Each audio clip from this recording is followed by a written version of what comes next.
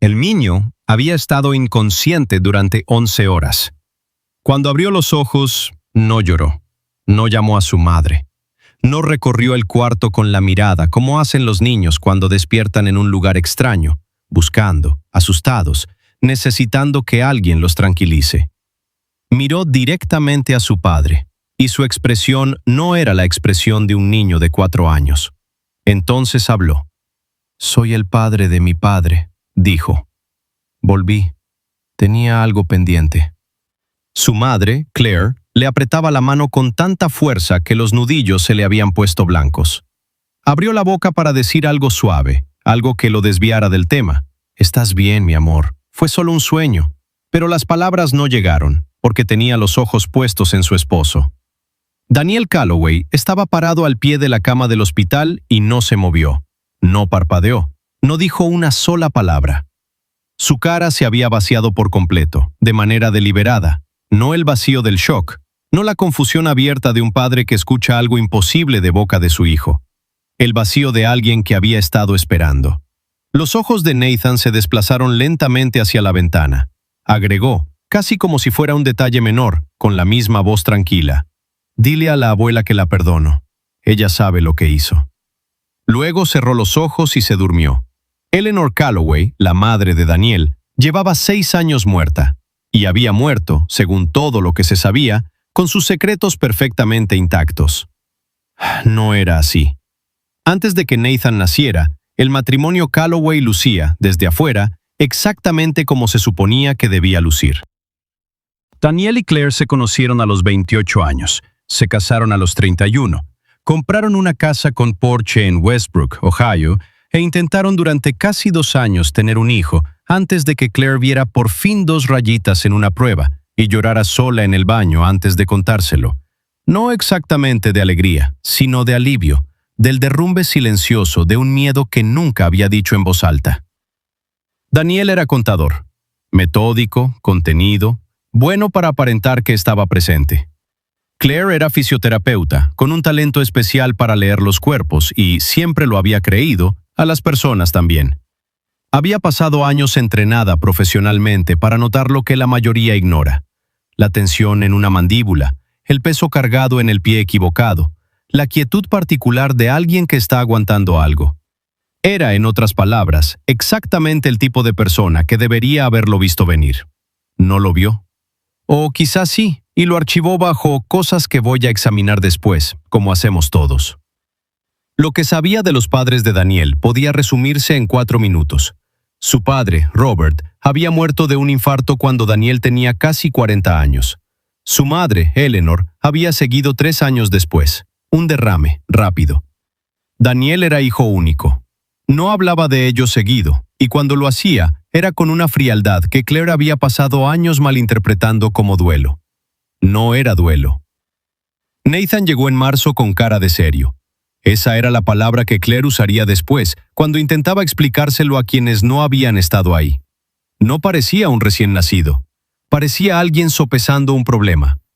Lo primero extraño ocurrió cuando Nathan tenía 14 meses. Los padres de Daniel habían dejado una pequeña caja de cartón con fotografías que nunca se clasificaron, ni enmarcaron, ni pusieron en álbumes. Solo una caja en el estante del closet, como esas cajas que todas las familias tienen, siempre con la intención de revisarlas y sin llegar a hacerlo nunca. Claire la había sacado una tarde con la idea de encontrar algo para un portarretrato que había comprado, y Nathan se jaló hacia arriba, apoyándose en el borde de la mesa del centro, y se quedó mirando una fotografía de Robert Calloway, el padre de Daniel, muerto antes de que Nathan naciera, con una atención que, incluso a los 14 meses, resultaba extraña. No curiosidad, fijación. Estiró las 2 manos hacia la foto. Claire lo dejó tomarla. La miró durante casi 2 minutos completos, sin perder el interés, sin soltarla, sin llevársela a la boca como los bebés se llevan todo a la boca. Luego la apretó contra su pecho, como quien abraza algo que no quiere que le quiten. Daniel entró de la cocina, vio lo que Nathan tenía en las manos y dejó su taza de café sobre la mesa con demasiado cuidado. «Solo estaba jugando», dijo Claire. «Lo sé», dijo Daniel. Guardó la fotografía en la caja y la caja en el estante. Cuando Nathan tenía 2 años y medio, caminó hasta ese mismo estante, señaló la foto de Robert y dijo: «Es mía». Claire lo corrigió con suavidad. Nathan negó con la cabeza una vez y se fue. A los 3 años, le dijo a Claire que su casa olía mal, que su casa había olido a pino y a algo quemándose, como una estufa de leña. Su casa tenía calefacción central y detergente de ropa. Lo dijo como decía la mayoría de las cosas, no como un niño probando palabras, sino como alguien reportando un hecho que espera que el otro confirme. A los 3 años y medio, le dijo a Daniel, sin preámbulo, sin levantar la vista de sus juguetes: «Siempre me tuviste miedo, incluso antes». Daniel dejó su café. Preguntó, muy en voz baja: «¿Qué me dijiste?». Nathan se levantó y salió al jardín. Daniel no se lo contó a Claire. Claire solo se enteró después, por el propio Nathan, que lo mencionó de pasada en un viaje en carro y no tenía idea de que era información nueva. El año en que Nathan cumplió 4, llamó desde el pasillo una noche con voz adormilada: «No dejen ir a la abuela todavía. Tiene algo que darles». No había nadie en el pasillo. Daniel estaba en la cocina. Claire vio cómo su espalda se tensaba. Se quedó parado un momento con la mano apoyada en la encimera, sin darse vuelta. Luego le dijo a nadie: «Duérmete, campeón». Esa noche durmió en el sofá. Dijo que era por su espalda. La apendicitis se anunció en silencio, como suelen hacerlo las peores cosas. El domingo, Nathan parecía apagado, cansado, sin ganas de comer. Para el lunes por la noche tenía fiebre y se presionaba la mano en el costado inferior derecho. Claire llevaba suficientes años como fisioterapeuta para reconocer esa calidad específica de dolor que no espera. El tipo quieto y concentrado, el que no responde a las distracciones. Para el martes antes del mediodía, ya estaban en Mercy General. A las 2 de la tarde el cirujano les estaba diciendo que el apéndice ya se había perforado y que había que actuar de inmediato. Claire firmó los formularios de consentimiento. Su letra no tembló. Así lo había decidido. Lo que notó en la media hora que esperaron a que prepararan el quirófano fue que Daniel no la tocó ni una sola vez. No le tomó la mano, no le puso la mano en el hombro. Se sentó a 2 sillas de distancia y miró el piso, y ella entendió, no conscientemente, todavía no, que él le tenía miedo a algo que la cirugía en sí no explicaba. Se dijo a sí misma: «Está asustado por Nathan. Eso es todo».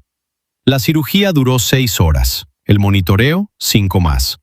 Claire esperó en la sala de espera y rezó de la manera específica y negociadora en que se reza cuando uno ha dejado de creer en los tratos, pero no tiene nada más a lo que aferrarse. Rezó para que Nathan sobreviviera. Rezó por separado, y no hubiera podido explicar por qué necesitaba que fuera por separado, para que volviera igual. Después descubriría que la segunda oración era la más complicada. Llevaba menos de 3 minutos despierto cuando lo dijo. Sus ojos se abrieron como siempre se abrían los ojos de Nathan. No gradualmente, no parpadeando hasta enfocar, sino de golpe, como un interruptor. Sin niebla de anestesia. Sin la confusión desorientada del que busca dónde está. Miró primero a Claire, luego a la ventana, y luego, con una deliberación que hizo que la nuca de Claire se erizara, a Daniel. «Mamá». Su voz estaba rasposa por el tubo de intubación, pero su tono no era el de un niño.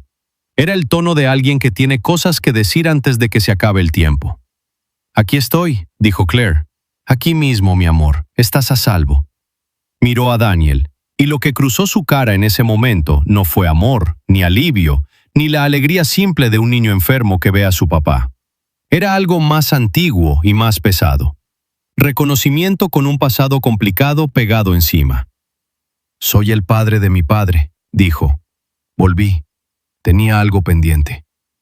Claire abrió la boca. Tenía 3 o 4 respuestas razonables listas.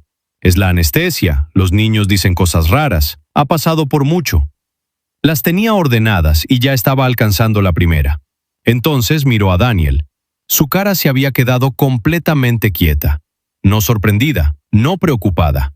No buscando una explicación de la manera automática en que los padres buscan explicaciones cuando sus hijos dicen algo alarmante. Su cara había hecho algo para lo que Claire no encontró palabras hasta después, cuando lo procesó suficientes veces. Preparada. como la cara de un hombre que llevaba años esperando escuchar un sonido en la oscuridad. «Dile a la abuela que la perdono», dijo Nathan. «Ella sabe lo que hizo». Luego cerró los ojos y volvió a dormir. Y seguiría durmiendo 4 horas más. Y cuando despertó por segunda vez, pidió jugo de manzana y dijo no recordar nada. O dijo que no recordaba. Claire miró a su esposo a través de la cama del hospital donde dormía su hijo de 4 años. Daniel tenía los ojos en el piso. No los levantó. Ese fue el momento. Ese fue el momento exacto, aunque ella no lo comprendió del todo hasta mucho después. Llevaba 9 años casada con ese hombre, y nunca, ni una sola vez, lo había visto incapaz de sostenerle la mirada. El viaje de regreso a casa ocurrió 3 días después, cuando Nathan recibió el alta y rebotaba más o menos bien, y preguntaba por los dibujos animados. Claire pasó los 40 minutos del trayecto construyendo explicaciones como quien apila bolsas de arena, urgentemente, sabiendo que probablemente no van a aguantar. Las alucinaciones por anestesia estaban documentadas. Los niños decían cosas extrañas al salir de la sedación. Había literatura entera sobre el tema. El padre de mi padre era una frase gramaticalmente inusual, pero no cognitivamente imposible para un niño de 4 años que hubiera escuchado a los adultos hablar de la familia. Lo de la abuela era sugestión, algo visto en televisión, un sueño que se le quedó pegado. Casi se lo creyó. En el asiento del copiloto, Daniel manejaba en silencio. Lo que Nathan dijo en el hospital, empezó Claire. La anestesia, dijo Daniel. Inmediatamente, sin pausa. Tiene 4 años, Claire. Que era exactamente la respuesta correcta, perfectamente calibrada. Y esa calibración, la velocidad de 0 segundos, la ausencia total de ya sé, a mí también me inquietó.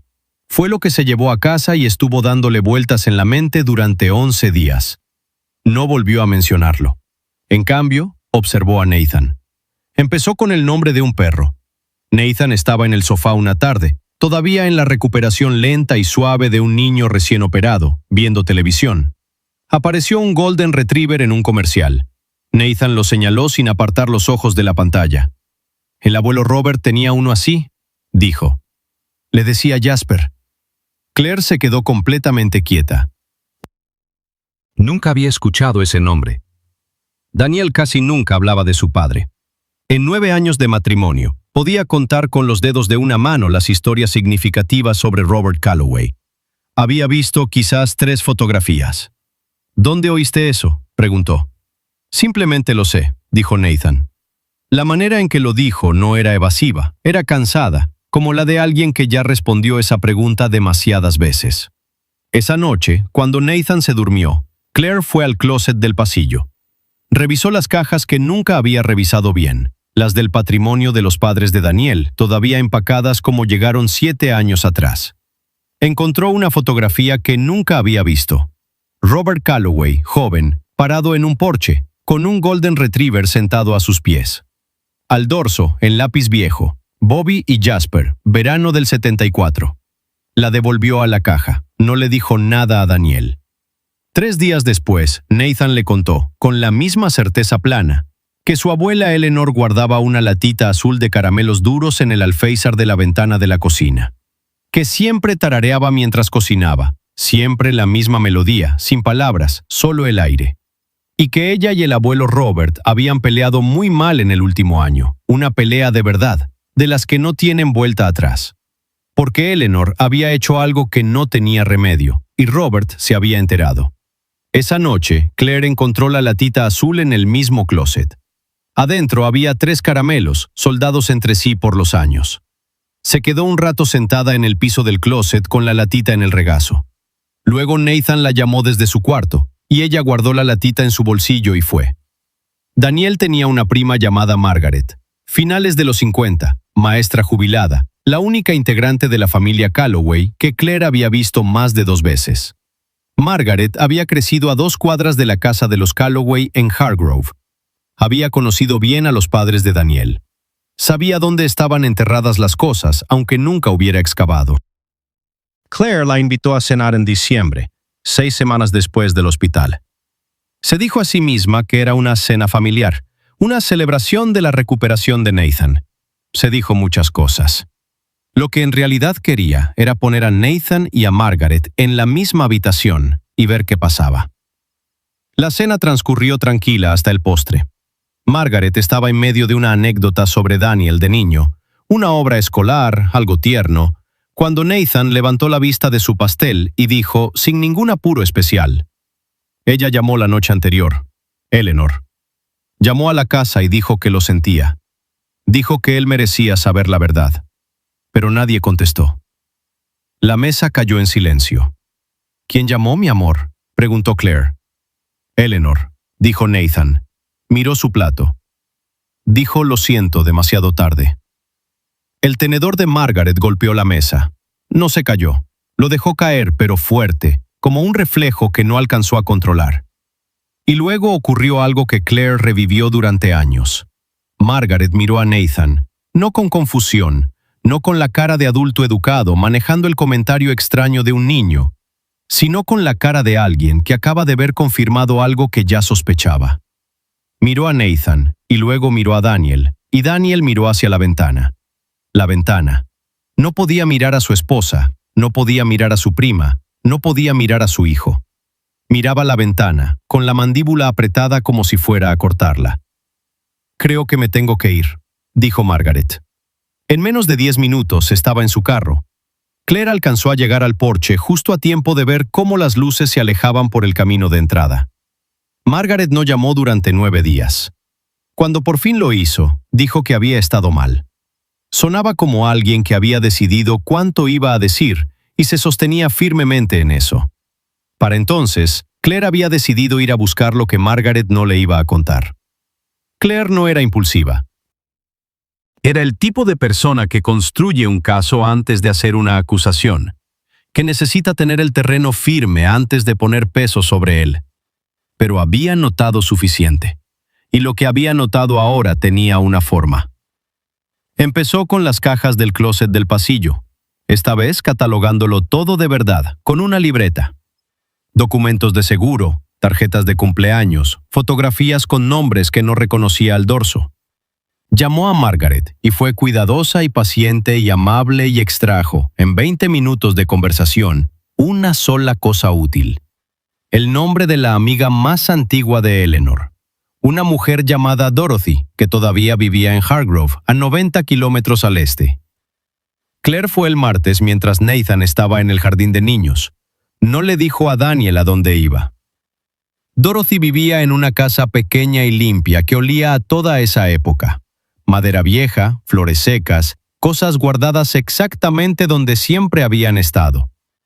Tenía 73 años, artritis, y esa agudeza particular de las mujeres que llevan décadas guardando secretos. Porque el secreto les da algo que mantener, algo que no deja que la mente se ablande. Abrió la puerta, miró a Claire un momento largo y dijo, «Eres la esposa de Daniel». No era una pregunta. «¿Pasó algo?», dijo Claire. «Sí». Dorothy se hizo a un lado para dejarla entrar. Siempre pasa, tarde o temprano. Tomando té, Claire lo expuso todo. El hospital, las palabras, el nombre del perro, la latita azul, la cara de Margaret en la mesa. Mantuvo la voz firme. Lo presentó como quien presenta evidencia a un colega, no como quien hace una confesión a una desconocida. Dorothy escuchó sin interrumpir. Cuando Claire terminó, se quedó en silencio durante casi 1 minuto completo, mirando su jardín trasero, un comedero de pájaros mecido por el frío. El silencio tenía textura, como algo que se está sopesando.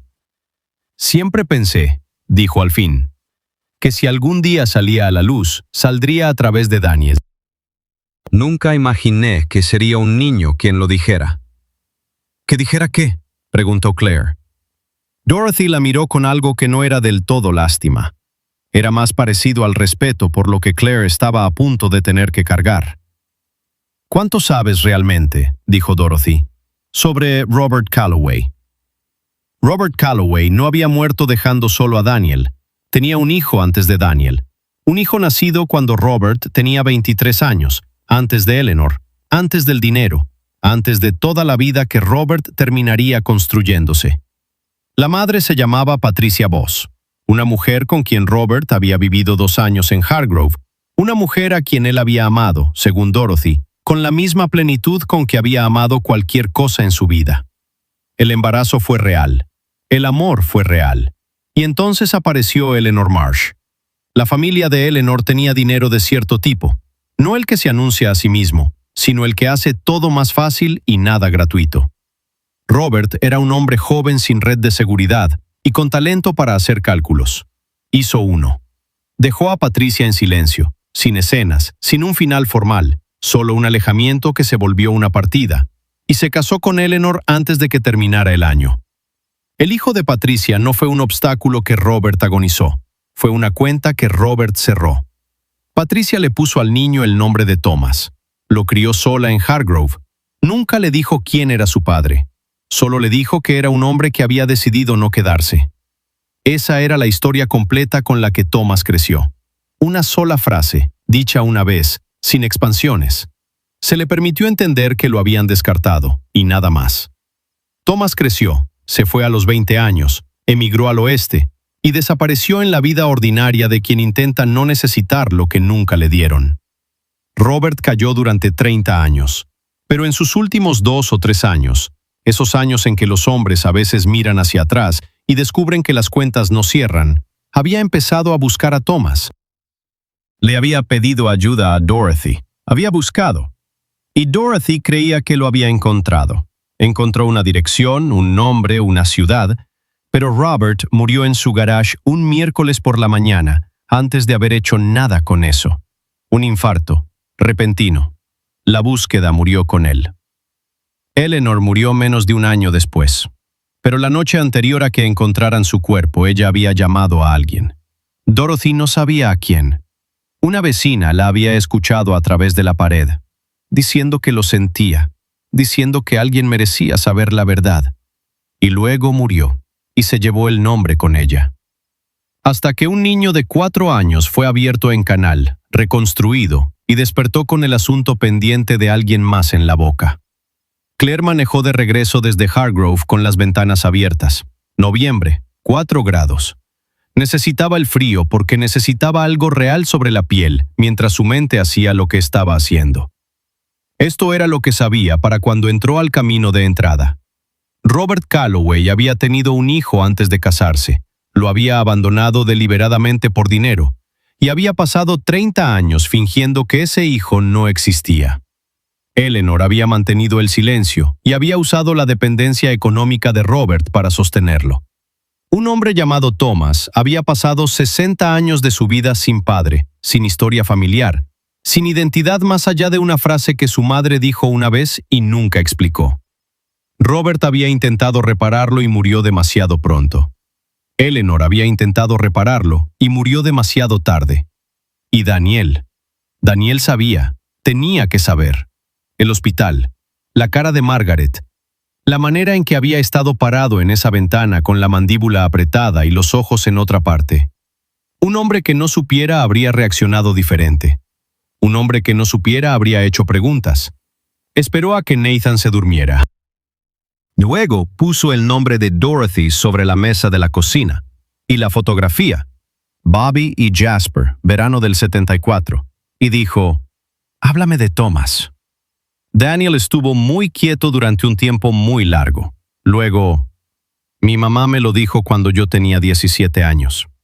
Me dijo que había habido un niño, antes, que se había resuelto, que no debía mencionárselo a mi padre ni a nadie. Resuelto. Su palabra. ¿Y cuando murió tu padre, te dejó algo sobre Thomas?» Algo se movió en la cara de Daniel. Algo que había estado sostenido en su lugar durante mucho tiempo se movió. Dejó documentos, escondidos en el sótano, no con las cajas normales, una caja aparte bajo la escalera. Adentro había un nombre, una dirección, una ciudad. Claire lo miró con cuidado. ¿Lo contactaste? Daniel, ¿contactaste a Thomas? No. ¿Qué hiciste? Miró la mesa. Los quemé. El cuarto fue a algún lugar frío y silencioso en el que no había estado antes. «¿Los quemaste?», dijo Claire. «Había un testamento, Claire. Eleanor me dejó la casa y las cuentas a mí. Si Thomas existía, oficialmente, legalmente, él tenía derecho a reclamar. Yo tenía 39 años, una esposa, una hipoteca y... «Quemaste la única evidencia de que un hombre existía», dijo Claire. «Un hombre a quien tu padre pasó sus últimos años intentando encontrar. Tenía su nombre, su dirección, y los quemaste para proteger una herencia». Se escuchó decirlo y lo vio absorberlo, y lo terrible fue la manera en que lo absorbió. No con horror, no con la angustia derrumbada de alguien que enfrenta lo que hizo. Lo absorbió como se absorbe un hecho que ya uno tiene catalogado. Lo había archivado bajo necesario hace años, y había estado manteniendo ese archivo desde entonces. «Mírame», dijo. Lo hizo. Y lo que vio no era culpa de la manera que ella esperaba. Era algo más pequeño que eso. Más ordinario.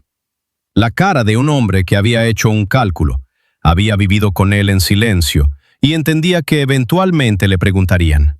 Había estado preparado para esto, se dio cuenta. Alguna parte de él siempre había estado preparada, solo que no había sabido que llegaría a través de la boca de su propio hijo. Se fue a la cama sin decir otra palabra, porque no había nada que ella pudiera decir, que la situación no hubiera dicho ya de manera más contundente. Lo que siguió no fue una resolución. La vida no ofrece eso. Lo que ofrece es lo que viene después, y luego lo que viene después de eso. Y el peso no se va, simplemente se redistribuye. En enero, Claire contrató a una investigadora genealógica. Tomó 6 semanas y una comparación en una base de datos de ADN localizar a Thomas Voss.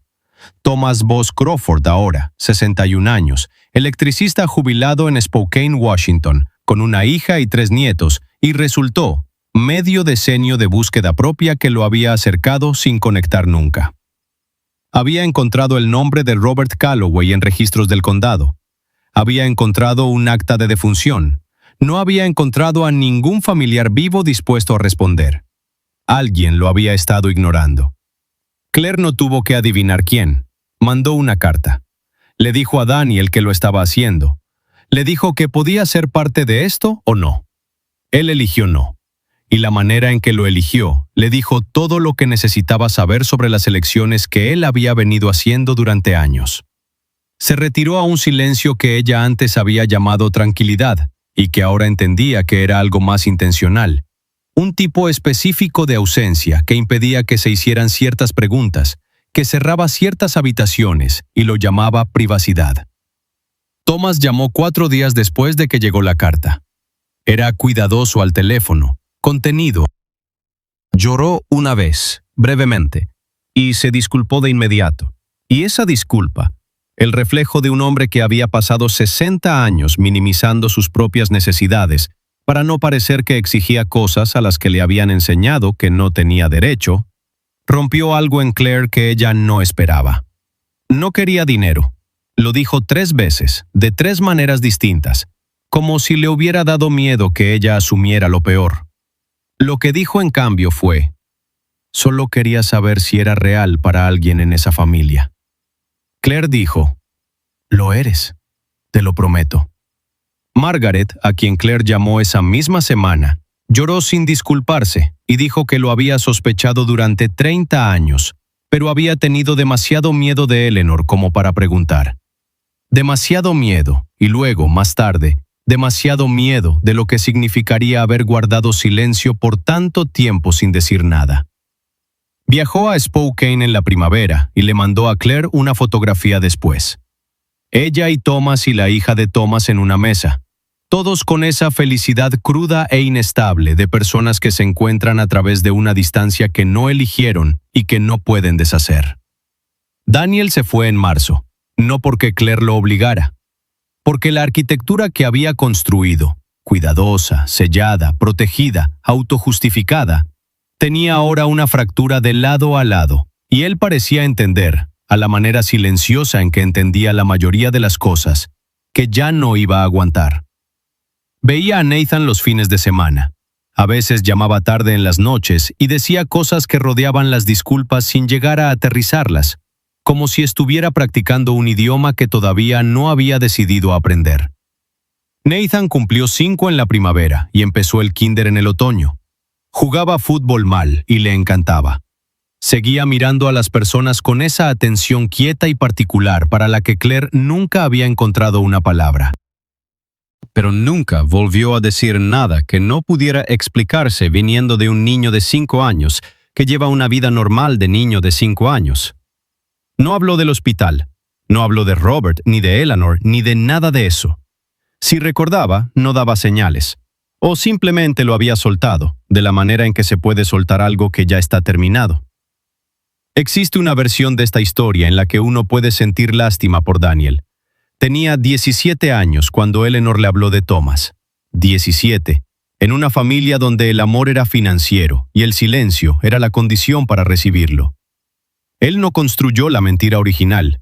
La heredó como se hereda una casa con cimientos podridos. Uno no la construyó mal, pero está viviendo en ella, y en algún punto tiene que decidir si la refuerza o la derriba. Esa versión existe. Claire se ha sentado con ella. Pero existe la otra versión, la que no se va. Daniel tenía 39 años cuando encontró los documentos escondidos de su padre. No era un niño. Era un esposo, un adulto, un hombre que presumiblemente se había considerado una persona decente durante 39 años. Y había tenido en sus manos una caja de documentos con el nombre y la dirección de un hombre que había pasado toda su vida sin saber que tenía un padre, un medio hermano, una historia familiar, una identidad, y había echado esos documentos al fuego para proteger una casa y unas cuentas. No en un momento de pánico, no en una nebulosa de duelo, con la cabeza fría, en un sótano, donde nadie podía verlo. Había hecho la elección de su madre. La había repetido con limpieza, con toda la información disponible, como un adulto que sabía exactamente lo que estaba haciendo, y lo hizo de todas formas. Eso no es una tragedia, es una decisión. Nathan lo había forzado a salir a la luz, por la puerta que estuviera disponible, una sala de hospital, 11 horas de inconsciencia, la voz pequeña de un niño todavía ronca por un tubo de respiración. Algo se había negado a quedarse enterrado. Claire no creía en lo sobrenatural, creía en su hijo, y creía quizás que cierto peso cargado por suficiente gente durante suficiente tiempo simplemente cae, a través del piso más débil que encuentre, hacia el espacio que esté abierto abajo. En mayo, Claire por fin vació el closet del pasillo. Lo tenía en su lista desde hacía meses. Había revisado esas cajas 2 veces, una de duelo, una de investigación, y creía saber qué contenían. No sabía qué contenían. En el fondo de una agenda telefónica con daño por humedad, metida tan plana contra la contraportada que era invisible a menos que uno abriera el libro del todo y presionara el lomo, había un pequeño sobre sellado. En la letra de Eleanor, al frente. Para Daniel, cuando yo me haya ido. Nunca había sido abierto. Claire se quedó parada en el pasillo durante un momento largo. Luego lo abrió. Adentro, una hoja de papel doblada. Y detrás de ella, un resultado de comparación de ADN, del tipo por correo, comunes a principios de los años 2000, fechado 14 meses antes de la muerte de Eleanor. 2 muestras, etiquetadas solo como A y B. 49,8% de ADN compartido. Medios hermanos. Claire lo leyó 2 veces. Luego se quedó muy quieta y dejó que su mente procesara lo que significaba. Eleanor había encontrado a Thomas. En silencio, sin decírselo a nadie, sin dejar ningún rastro, había encontrado al primer hijo de Robert y se había hecho una prueba de ADN. Había confirmado todo lo que Robert había pasado sus últimos años intentando probar. Tenía el resultado en sus manos, lo había puesto en un sobre dirigido a su hijo, y la noche antes de morir había llamado a alguien y dicho que lo sentía. Y luego se fue. Y el sobre se quedó en una caja en un closet durante 6 años, mientras Daniel, que había quemado los documentos de su padre, que había elegido la casa y las cuentas, que había tomado su decisión con pleno conocimiento, vivía bajo el mismo techo, pagaba las mismas cuentas y nunca revisó esas cajas con suficiente cuidado como para encontrarlo.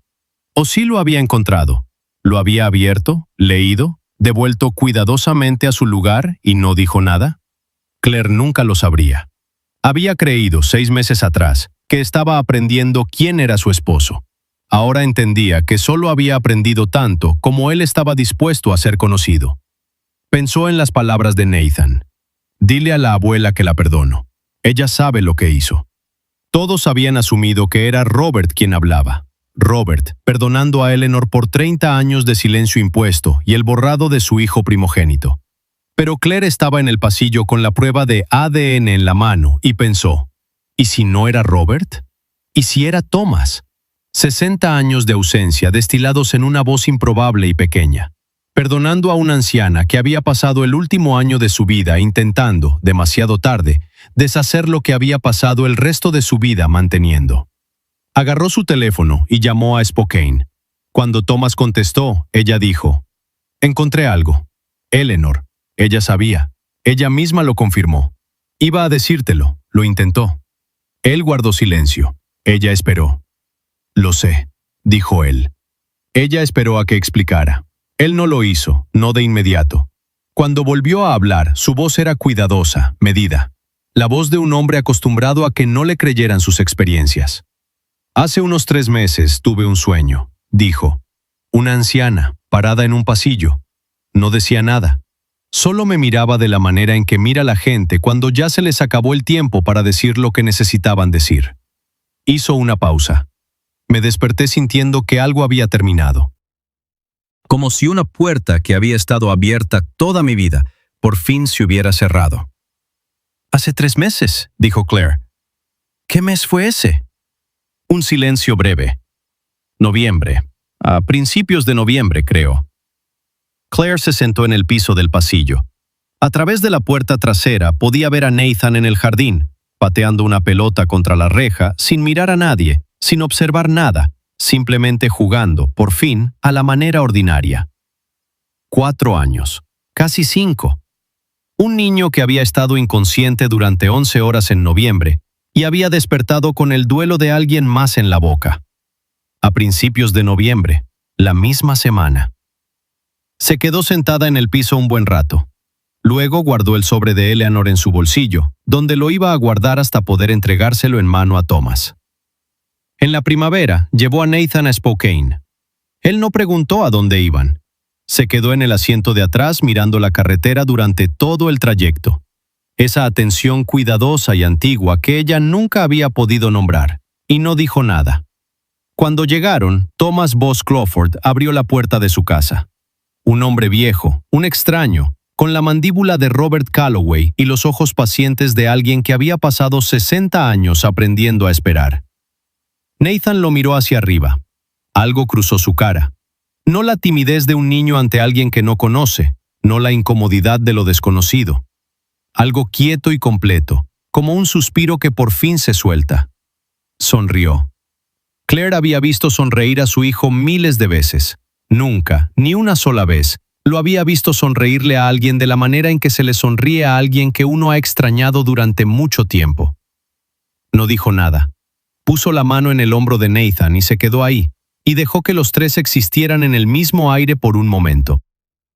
Más tarde, de regreso a casa, Nathan dormido en el asiento trasero, el sobre entregado, el círculo por fin cerrado aunque de manera imperfecta.